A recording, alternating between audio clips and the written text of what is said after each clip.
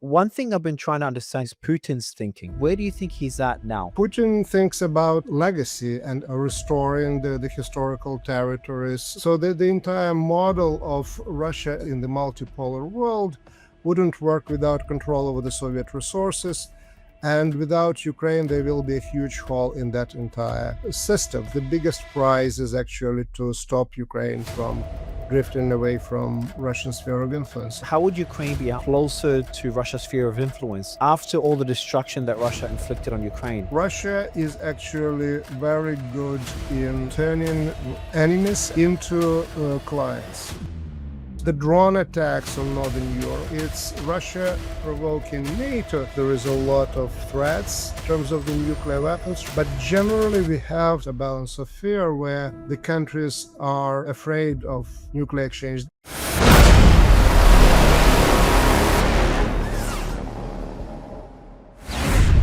Interesting circumstances to be doing this interview. It's actually perfect timing because I'd love to understand. I think for people trying to understand whether the peace deal will go through, Trump's peace deal will go through, or what terms will go through, I think one of the important things to understand is the root causes of the war and understanding that framework, to understand Putin's mindset and Zelensky's mindset, to see whether we can meet halfway. So we can actually begin there, Professor. What's your initial reaction when you saw the 28-point peace plan leaked by Axios? The original format that included the territory concessions by Ukraine, the limits on their military, the security guarantees but not security guarantees. Well, the immediate reaction was that we are back to square one to a degree where we were during the Alaska Summit that got a lot of media attention, and then ended really with almost nothing. Actually, the only outcome was that the United States imposed new sanctions on Russia. So that was my original reaction, and generally also deep skepticism that that round will lead to any sort of results. Why the skepticism? I am a historian, and the closest parallel between the current war and the history for me were the negotiations that accompanied the largest regional conflicts of the 20th century, the Korean War and the American War in Vietnam. And generally, the lesson from those wars is that negotiations and warfare happening at the same time.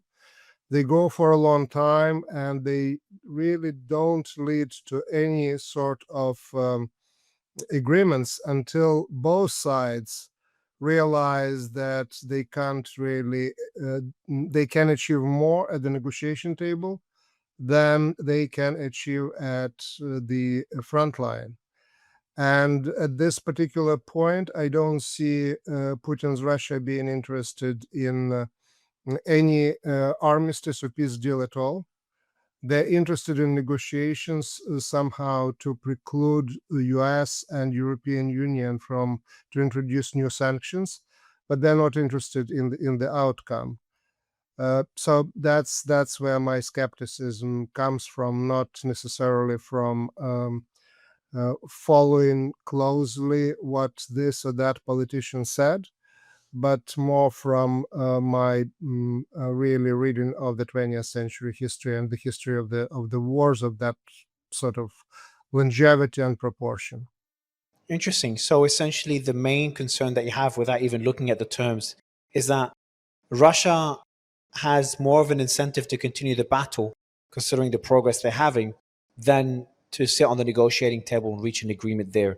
And as soon as they lose that edge on the battlefront, whether through economic sanctions or militarily, that's what it would take for Russia to progress towards a peace deal that would make sense for Ukraine, and for a peace deal Exactly. that's lasting as well. Exactly. The war in Ukraine, when you look at the front line, it moves in Russia's favor, but it moves extremely slow with enormous losses on the both sides, but in particular on the Russian side. They're on the offensive. So Putin found the way so far to really bring the Russians into the armed forces, mostly by creating financial incentives. And the incentives, it looks like now, from what we read in the media, is that the regions that funded Russian regions that funded this war effort, offering soldiers up to $30,000 of sign-up bonus, that money is not there anymore. So there is a hope that Putin might want to rethink the whole thing, but I don't see it is happening now, given that he is still able to bring Russians into the Russian men into the armed forces, and there is slow progress there. On the other hand, there are major cracks in the alliance, Western alliance that supports Ukraine. This year, the United States of America refused to support financially and militarily Ukraine, so they agreed to share intelligence and sell weapons to Europe. And Europe is buying these weapons for Ukraine. So while the Russian economy is still holding, the Western alliance is cracking. Under these circumstances, I don't see really major incentives now at this point, where we're having this conversation in late November 2025, to treat negotiations as anything but the way to kind of shield Russia from further sanctions. So we saw Trump trying to use the carrot and stick approach, and he's used the stick pretty aggressively in the last few months. Most notably, the sanctions on Lukoil and Rosneft, which is the majority of oil exports by Russia, and that's expected to hit Russian oil revenue by 30% of their foreign profits. So it's billions and billions of dollars, and they're also targeting their shadow fleet as well. You don't think that stick is strong enough to reduce Russia's incentive to continue the war? And if you link that to what's happening into Russia's economy, obviously you get two different sides to that argument, and it's impossible to know the actual figures. But we do know that interest rates are high, inflation's high, GDP growth is slowing. It's been resilient, but it is slowing. And Russia is in a war economy, and there's downsides long term to a war economy in terms of competitiveness, brain drain, and other industries being neglected. You don't think those are enough to pressure Russia to at least get somewhere close to where Ukraine would accept a peace deal? Well, what we know at this point is that this is not good news for Russian economy, what President Trump has been doing. But for those new sanctions to start work, you need two things. You need time, which means they're not really show how effective they are at the moment when they're signed or introduced. And second, you need basically a close monitoring of those sanctions, and working with trying to stop Russia and its partners to get around those sanctions, because the sanctions are just introduced. Within a short period of time, there will be ways found how you can get around them. So time, and then political will and persistence in imposing those sanctions, and only after that we will see how effective they are. Again, if really the things start to develop and the Russian economy goes down really fast, that will be present a challenge to Putin. He will have to decide whether he continues the war or he tries to conduct another mobilization. Now, where the soldiers will not cost him $30,000 for signing up, bonus, and then the compensations that the state and the local governments are paying for those wounded, for those killed, and so on and so forth. So that will be two choices that he will have to face. And at this point, we don't have the sanctions really working yet. We'll have to wait, or basically, and then potentially either introduce new sanctions. So the only thing that can bring Putin not just to negotiation table, because he is sort of negotiation table, but will make him treat seriously the whole thing is really major problem or deepening of the economic crisis in Russia.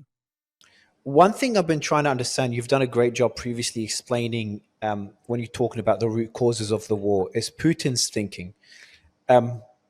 So whenever I spoke to people close to him in interviews, that's what I always try to get to understand I wouldn't say the reason he invaded Ukraine, but the reasons. I think there's various factors that played a role in that decision. Because I think that plays an important role in understanding what are the non-negotiable terms for him. So a lot of people are saying that Donbass is non-negotiable. A partial annexation of Zaporizhia and Kherson, to an extent, non-negotiable. So these are certain red lines that he has. Obviously, Crimea is non-negotiable. Can you explain to us what his mindset was when he first invaded Ukraine, how that evolved over time? So the reasons he invaded Ukraine, obviously the invasion didn't go according to plan, how his decision-making and his way of explaining, of justifying that decision evolved over time, and where do you think he's at now? There is a number of ways to answer this question, or there is, as always, there is no mono-causal events. There is more than one factor.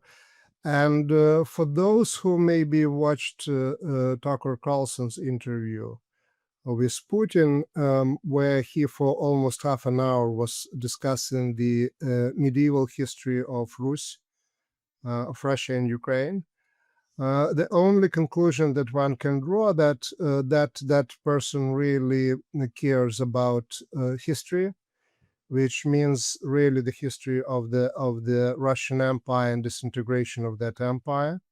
That's what we have here.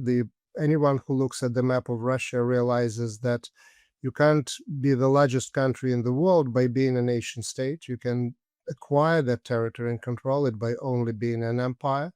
The only British Empire was larger in the size than today's Russia. And Putin thinks about, after 25 years in power, thinks about legacy. And legacy for him is making Russia great again, restoring the historical territories, restoring in one form or another control of what was once Russian Empire and then the Soviet Union. So that's something that is right there on the surface. There is no other explanation of why he would be so fascinated with history.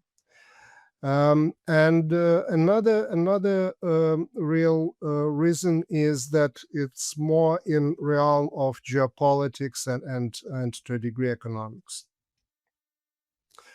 The Russian government, long before Putin, rejected the idea of unipolar world that was happening in the 1990s, when the United States really ruled supreme in many ways on the world arena.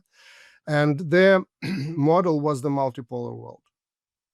The environment in which Russia is, it's on the one hand, there is a European Union, on another hand, there is China, and Russia is not even a member of the club of the 10 largest economies. So to be a real polar in the multipolar world, Russia has to control the resources of what used to be the Soviet Union.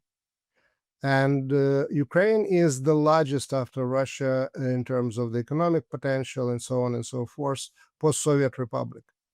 So the entire model of Russia as one of the poles in the multipolar world wouldn't work without control over the Soviet resources. And without Ukraine, there will be a huge hole in that entire system. So when again, the way how you can check that whether this is just true or not, or this is just my interpretation, which really is my personal and can be verified. I suggest that one look at the chronology of this war. The war didn't start in 2022. The war started in February of 2014 with the Russian annexation of the Crimea, the start of the war in eastern Ukraine, and the trigger was the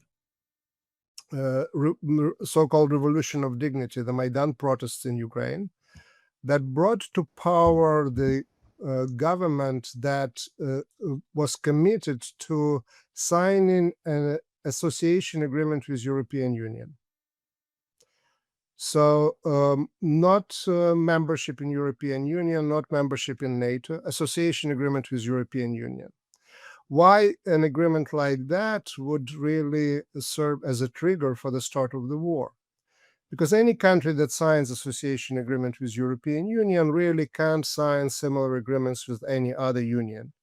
In particular, the Eurasian Union that in 2013 was created by Vladimir Putin. So the war was there to preclude the escape of Ukraine from the Russian sphere of influence and bring it into the Eurasian Union.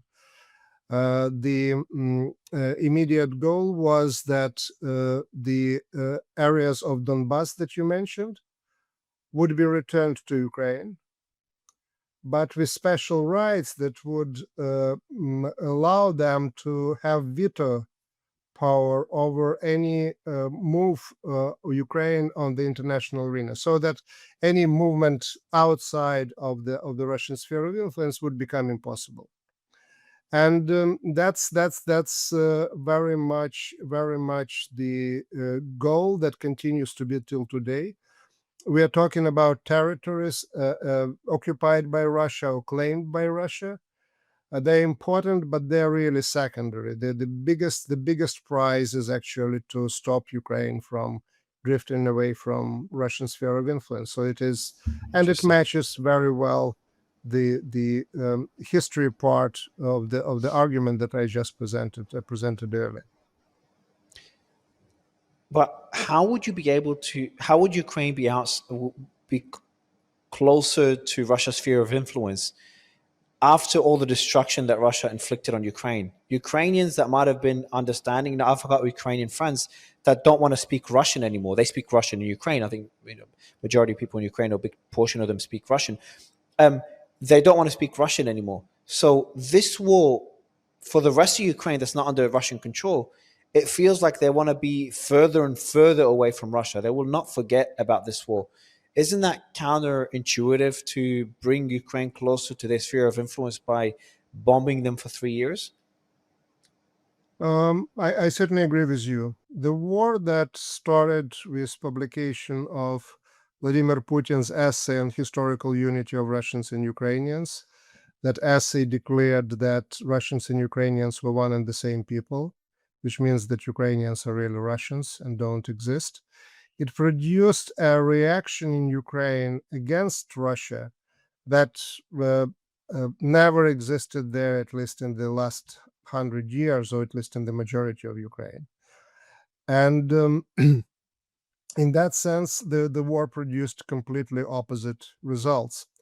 That being said, Russia is actually very good in turning the enemies and countries with which it fought wars into clients by occupying them, by manipulating politics, and so on and so forth. So I'll give you an example. In 1990s, Russia was waging two wars with Chechnya, with small enclave, Muslim enclave in Russian Federation. It lost the first war, it returned and eventually occupied Chechnya and turned Chechnya into, by military force, by bribing elites and so on and so forth, in now the staunchest ally of the regime, using the Chechens as basically a personal guard of President Putin, going after Russian political leaders, businesses, and population at Even large. Prigozhin. Right. So that's one example. Another example of Russian war recently, or relatively recently in historical terms, is the war with Georgia. So now, through manipulation of the political system and supporting the local oligarch in Georgia, Russia very much stopped Georgian move toward Europe. So while in the long term, there is no question in my mind that this attempts to really save the empire, Russian empire, post-Soviet empire, you name it, they're doomed. Russia is not particularly unique. We know what happened to the British, to the French Empire, to the Dutch Empire, and so on and so, Portuguese and Spanish, and you name it. So I have no doubt that, again, that's where Russia is heading, eventually turning into a nation state. But short term, again, there can be situations like happened with Chechnya, with Georgia. And what is and probably it should be of a major concern, especially for Europe, is that the Ukrainians who fight so bravely now against Russia, if you look at what happened to Chechnya, they can become eventually, if Ukraine falls, become the shock troops of the much more powerful Russian state and much more powerful army. So that's again my analysis, like in answering your first question, comes more from history, now recent history, than any particular reading of the latest news. Yeah, that Chechnya comparison is fascinating. I thought Georgia's less relevant because it was a less destructive war, but Chechnya was a very destructive war, and I think that comparison is really stark. I did not that thought did not come to mind. You did talk about, when you first started, you talked about Putin going through the history of Russia, Ukraine, and you talked about his essay where he said Russians and Ukrainians are one of the same people. What would you say, if you had to put a number to it? How big a role do you think that played relative to geopolitical reasons, economic reasons, and security reasons as well? And maybe you can also touch on the theory of NATO expansion being a threat to Russia, being perceived as a threat. And the common example, and that's a belief that I have, so I'd love to kind of get your thoughts on it. Because the example I always use with guests when we have this discussion is that, what if China put missile defense systems and missiles, long-range missiles, in Canada or Mexico? How would Trump respond? Look what he's doing in Venezuela. So that would be my argument. So if you can make that comparison of the amount of influence the historical aspect played in Putin's decision-making and how much it plays now, and compare it to geopolitical, economic, and security reasons. Mm-hmm.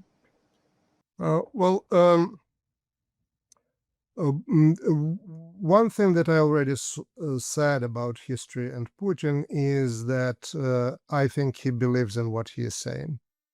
So this is a real motivational force, not the only one, but certainly. He didn't. You don't think he said it? You don't think he said it for strategic reasons because it just sounded good as a narrative?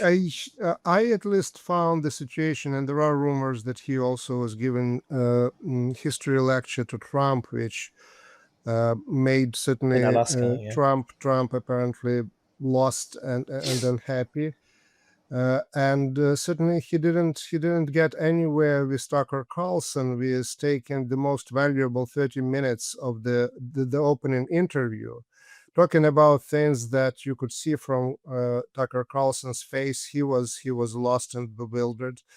And I would say that 99.9% of the American viewers for whom this interview was also were completely lost. So you don't do that for strategic reasons. You do that because you believe in that, and because you so believe in that, you think that this is your strongest argument. So that is where my really conviction comes to a degree. That I'm so sure that it is important for him. He believes in that. And then it rhymes very well with other goals and objectives. Why personal Putin's beliefs in history are so important? They don't always actually coincide, by the way, with the official Russian policy in the realm of history. For example, is for Putin the most important thing is this Slavic unity of Russians and Ukrainians. For authors of the key textbooks today in Russia, their frame is very different. They talk about the Russian civilization that really includes not just Eastern Slavs like Ukrainians and Belarusians, but also certainly the non-Slavic population of the Russian Federation.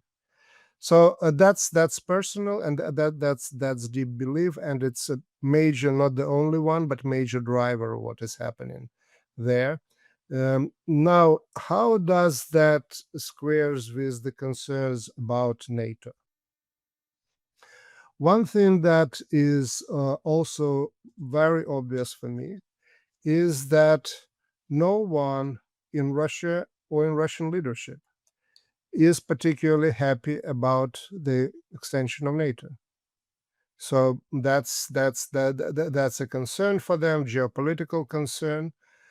But I also don't see the NATO as being actually the real trigger or the reason for this war. Why is that?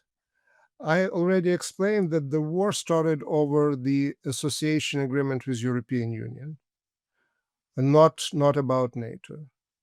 We have, if not dozens, then a number of Western politicians on record, and Putin publicly confirmed that he was approached before 2022, the start of the big war in Ukraine, with assurances from the West saying that there is no hope, there is no future for Ukraine in NATO.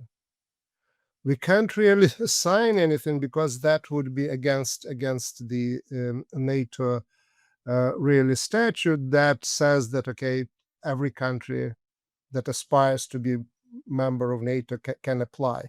So we can't really change that and saying that every country but Ukraine has the right to join NATO. But other than that, again, Ukraine was never given the map, the membership action plan, and there was no movement with regards to NATO.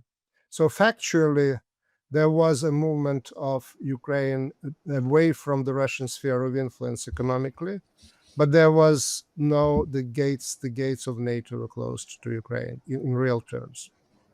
Now, Interesting. but another fact that is there for everyone to observe in terms of how much Russians are concerned about NATO as aggressor.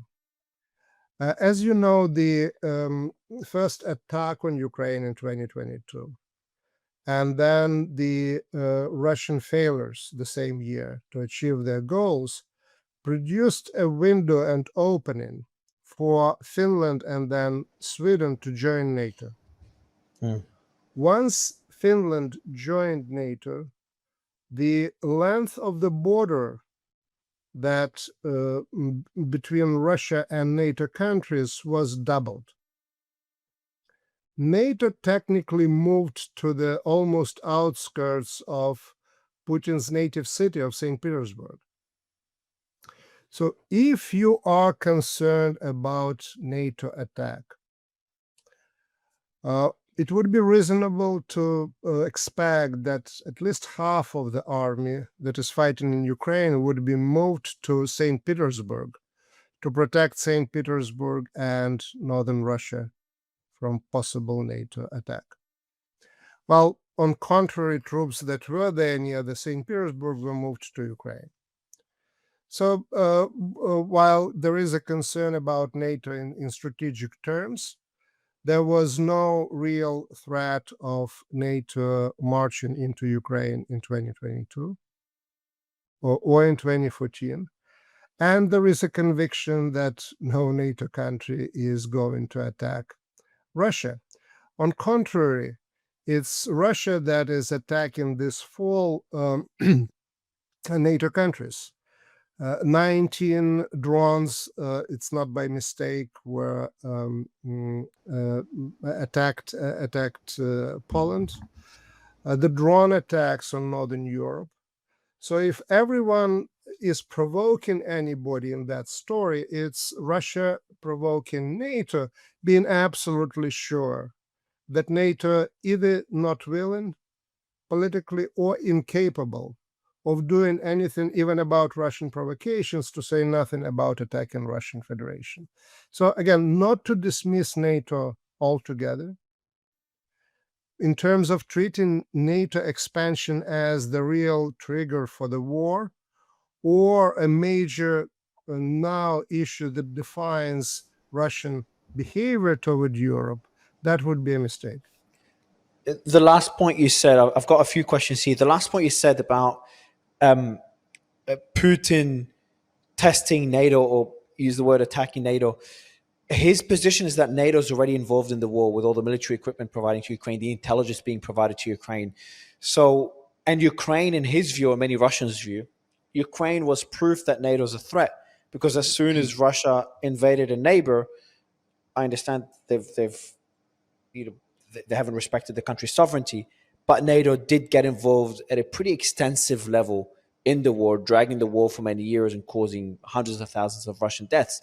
So wouldn't that be a fair argument that NATO, the risk of NATO ended up materializing, even though the war did backfire and NATO did expand on Russia's borders? That was, I'm sure, unintentional. The Ukraine war is proof, in some people's view, that NATO is a threat to Russia.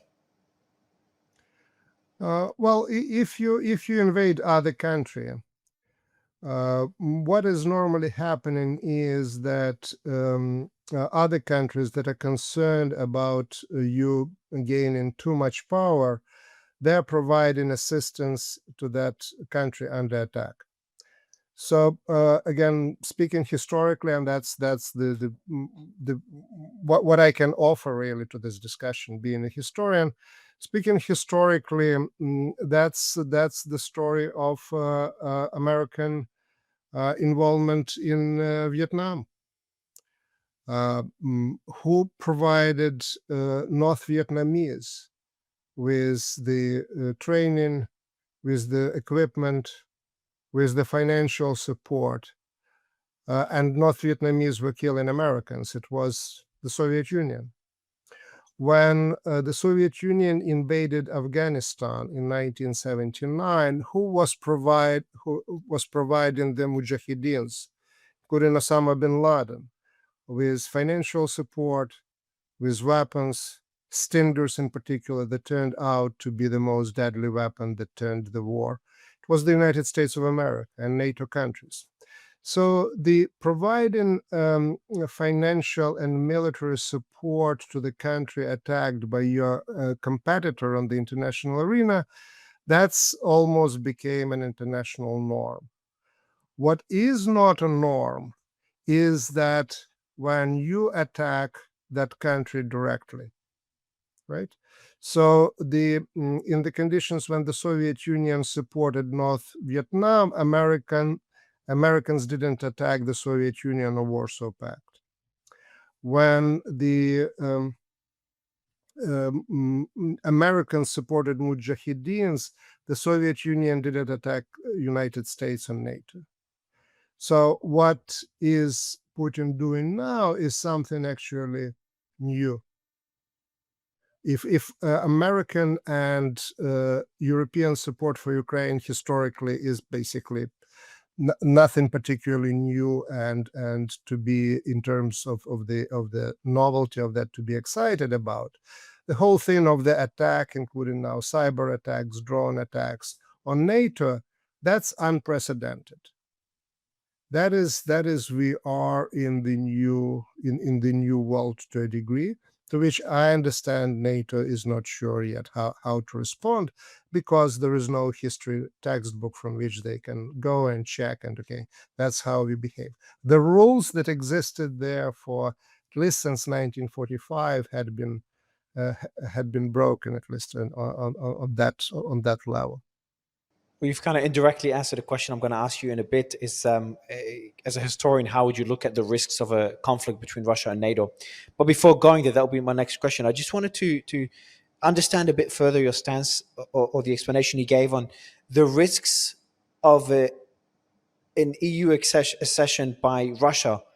What was the pact that they were signing? In EU, what was the pact that Ukraine was signing with the EU? Sorry. Yes, it was association. I think it was the association agreement. It was the negotiations were conducted they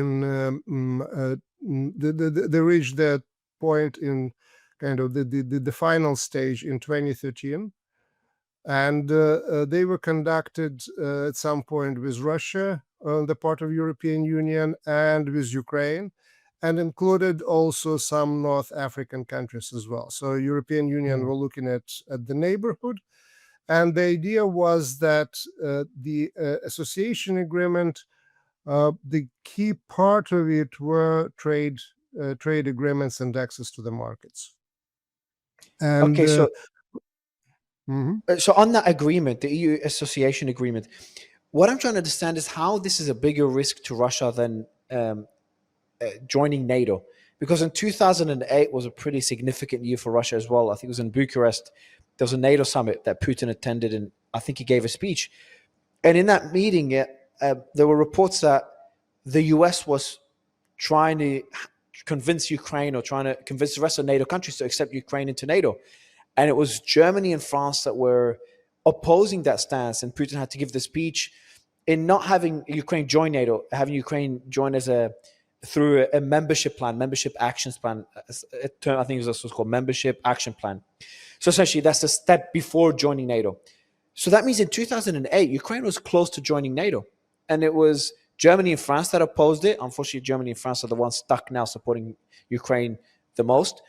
So wouldn't that be a significant risk, and one that, in my view, I would see a military alliance to be a bigger threat to a country than an economic alliance? Because they might not be able to sign similar agreements with Russia, but they could still do significant business with Russia, even as an EU member. And we're seeing already EU members, Hungary, Slovakia, despite the war, still doing business with Russia.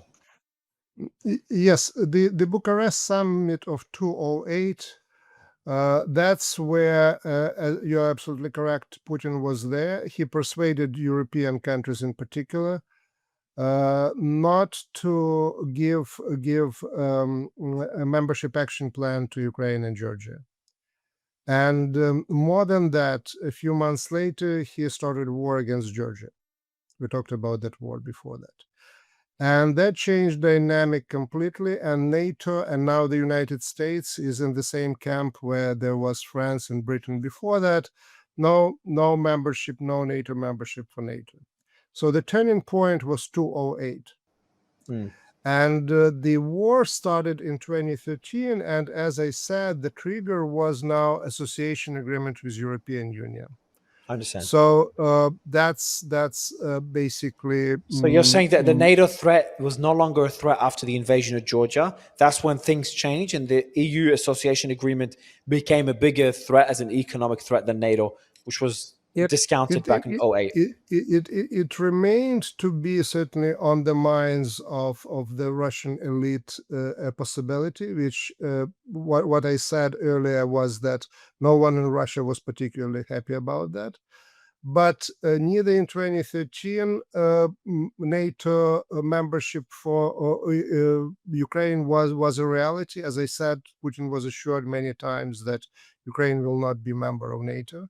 So 2008 changed the dynamic, right? Understood. And then I discussed already 2022, 2024 with really Russia not only trying to protect its borders from NATO, but even provoking NATO. So NATO hypothetically was viewed and is viewed in Russia as a threat. But in 2014 or now, it's basically used as a really an excuse, an explanation for conducting policies that have really different driving forces and different reasons. So that is the point on NATO. Now, if I can move to the final part of your question, and this is about China putting missiles in Cuba and Mexico, right?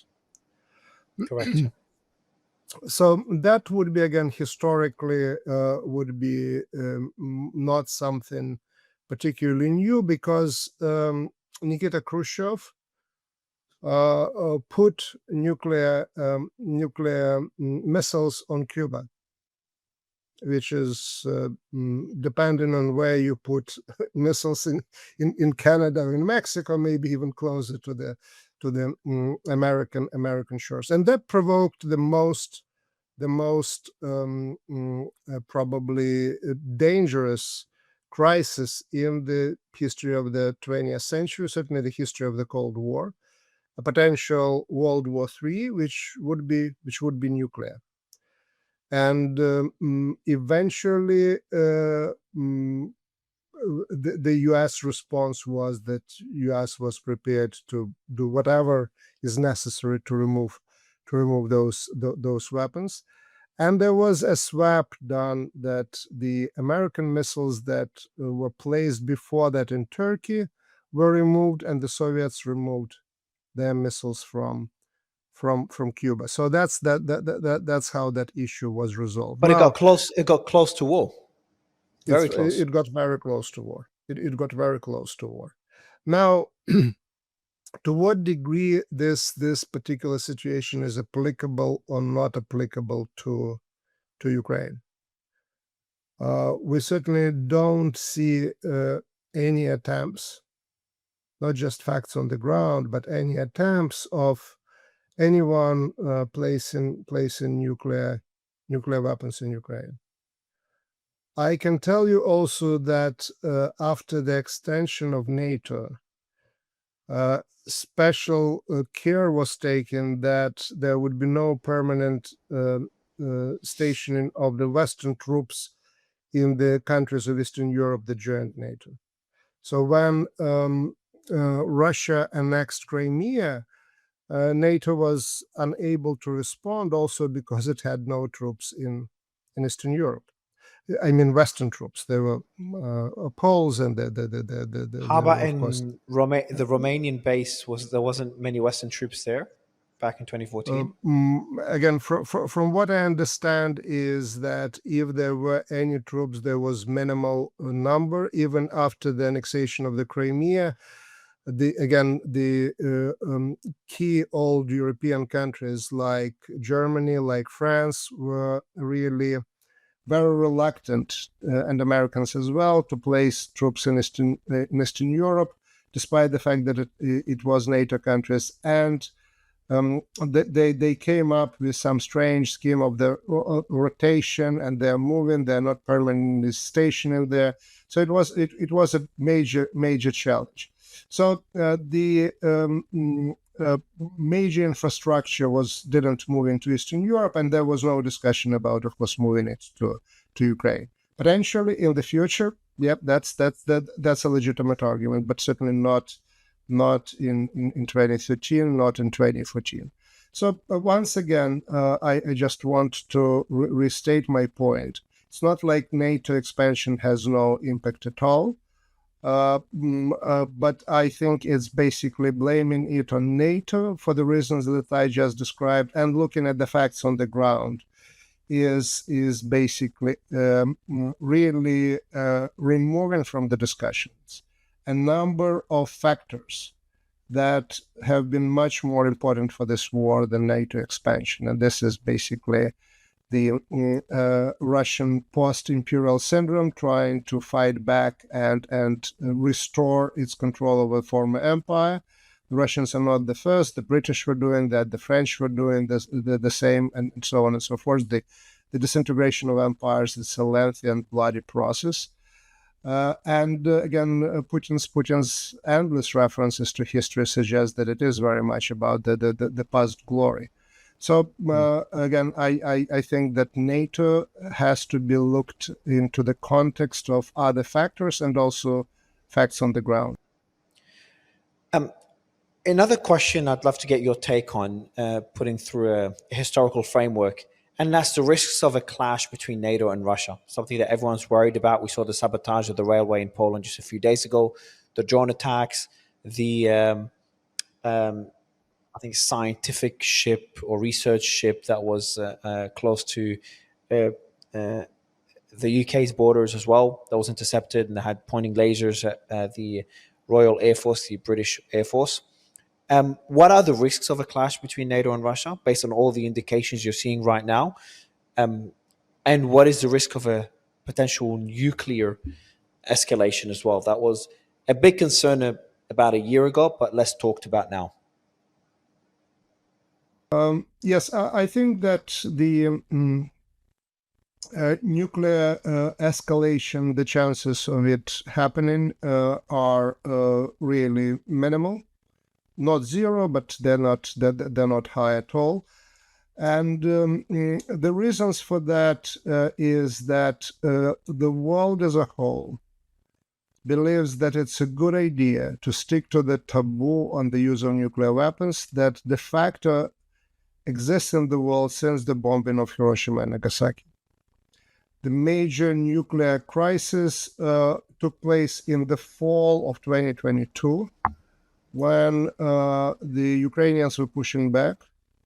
The Russian lines were crumbling.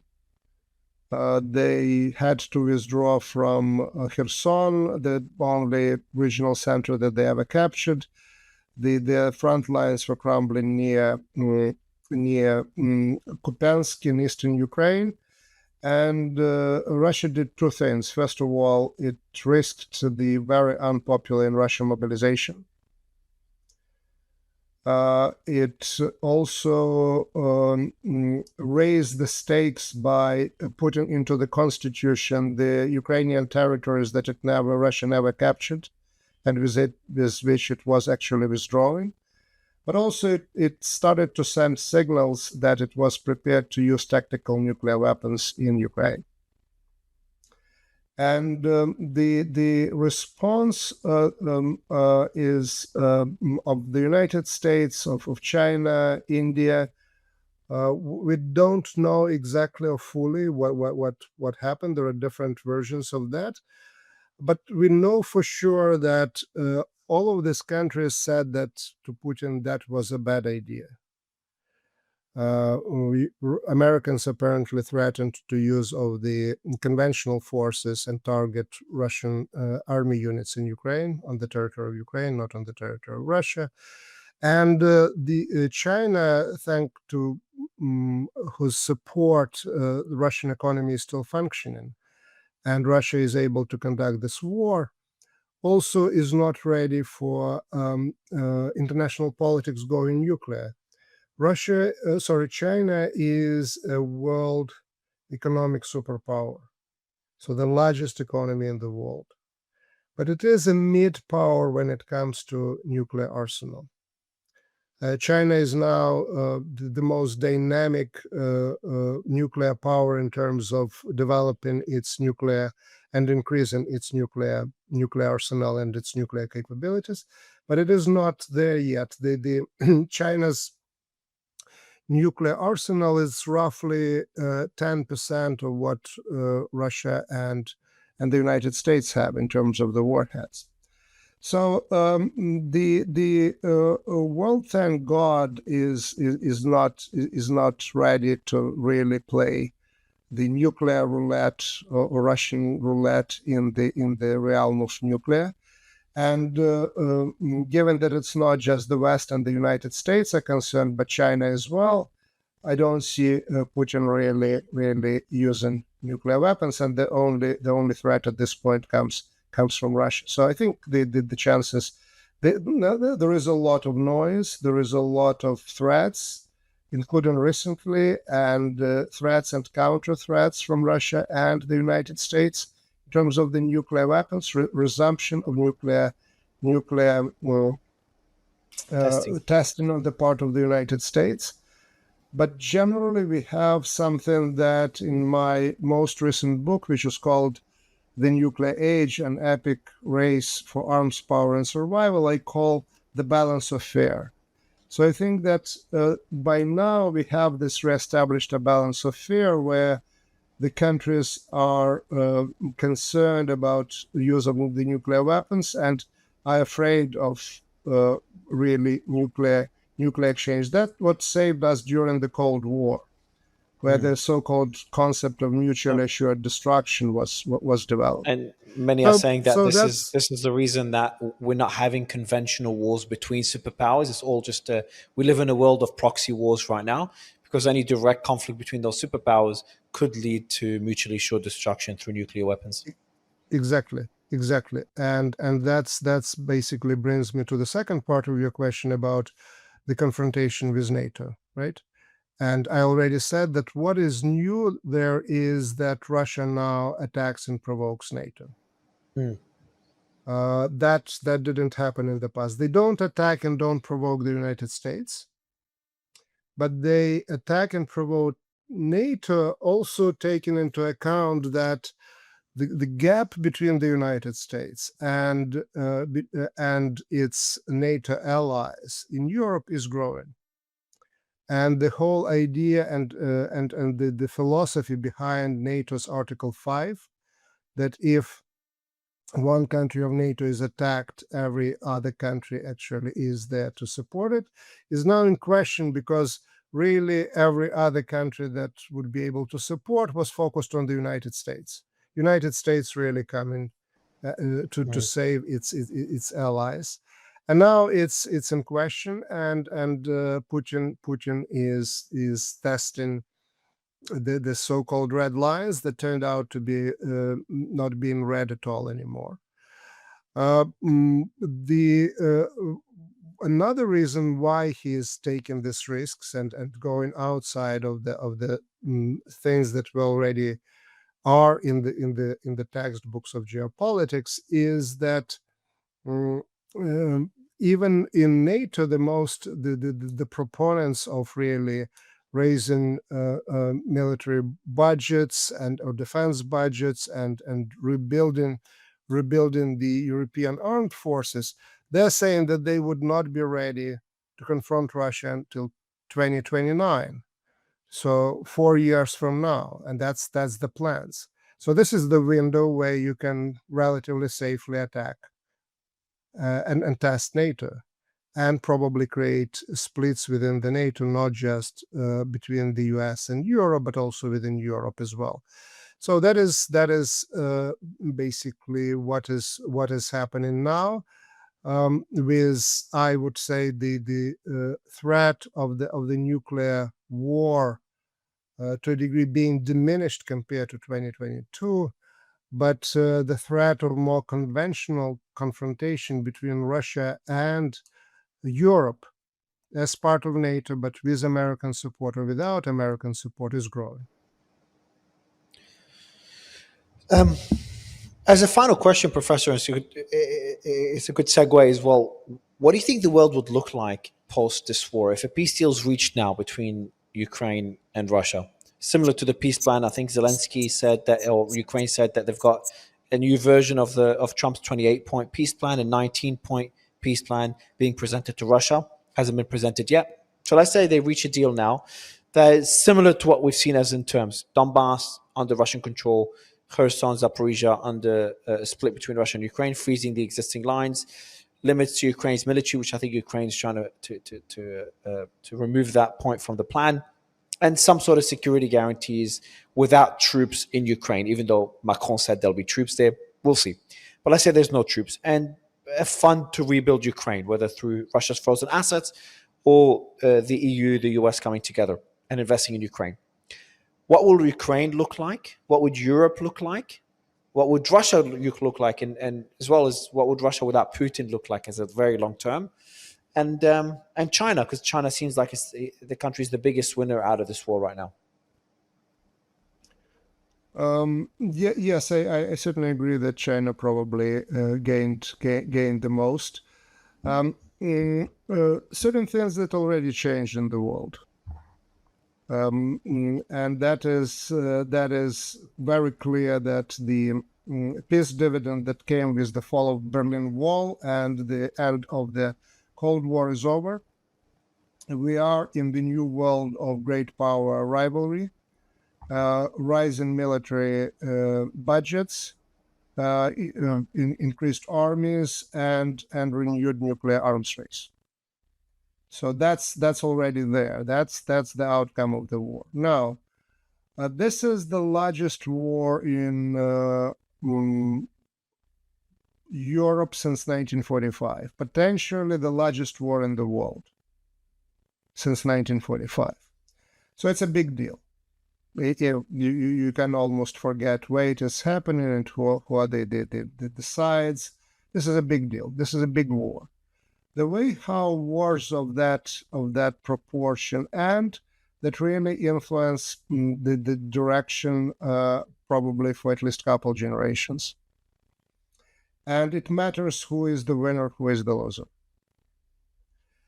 If Ukraine collapses, the winner is Russia, and Russia is emboldened. And certainly the threat of the next war in Europe is basically increasing dramatically.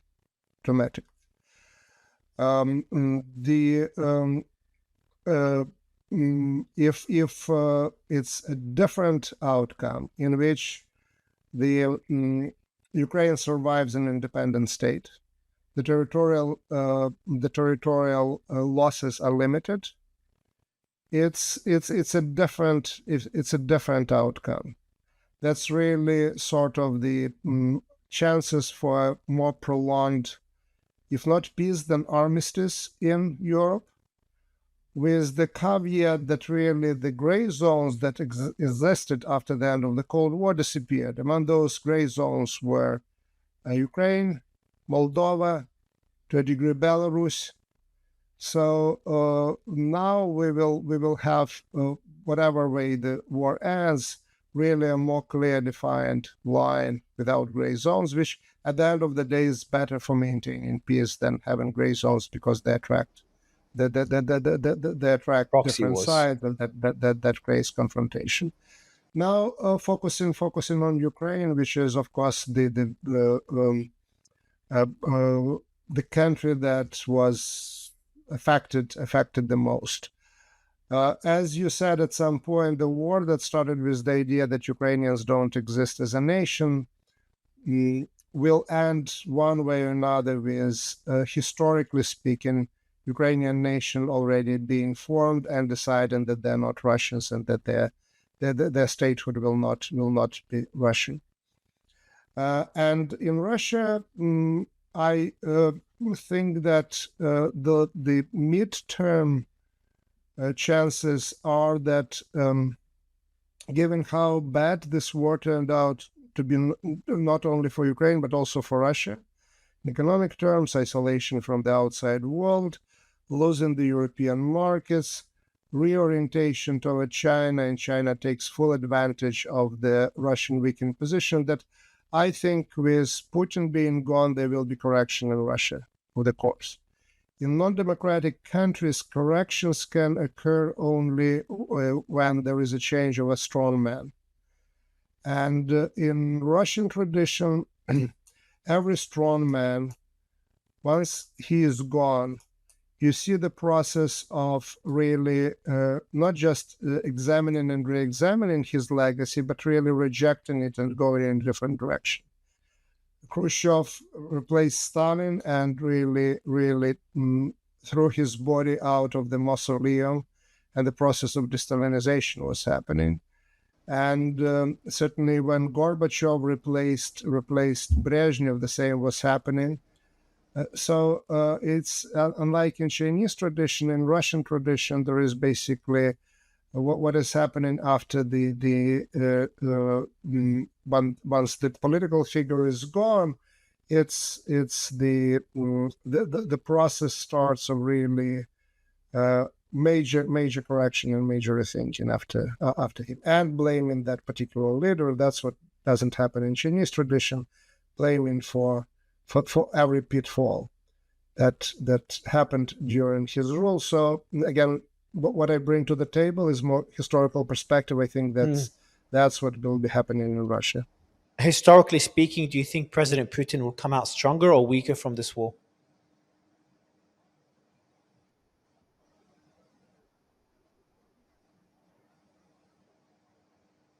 Based on the current terms, if we have annexation of Donbass and the freezing of the lines in the other regions, and certain limits to Ukraine's military, but not significant, let's say 600,000 to 1 million troops, which is pretty significant, limited security guarantees with no troops in Ukraine, and no joining NATO, neutrality for Ukraine as pillars for the peace deal. Would that weaken Putin or?